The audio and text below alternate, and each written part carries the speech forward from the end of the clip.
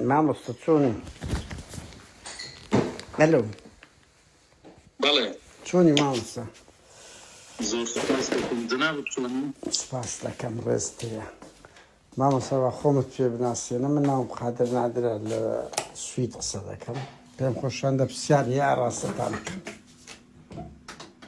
زۆر سوپاس بەڕێزێ. ئەتوو گوتەبێژی یەکێتی زانایانی کوردستانی ئەوە زۆر سوپاس بەڕێزە و قەپاتی کرد. کورە عەیبە کورە عەیبە کورە عەیبە بۆی دەکەینەوە بابا وەکو دەکرێ وەڵڵا خۆ بابا ئەوە گوتەبێژی یەکێتی زانایانە.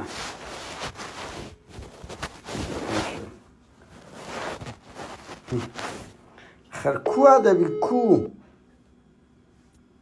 لۆوا دەکەی لۆ پاک کوڕە کاکاگرە گوتەبێژی یەکێتی زانایان ئەو هانە هەموویان نییە لەبەرەوەی عەیب و عاریان هەیە لەبەر ئەوەی دەترسێن. خۆ باشەم چمە پاراستنم زانیاریم تیرۆریستم چم بەس لەبەرەوەی ئەوەنە ئاوە دەترسم. کاگرە کاکاگرە کورە عەیبکە قەفلی دە.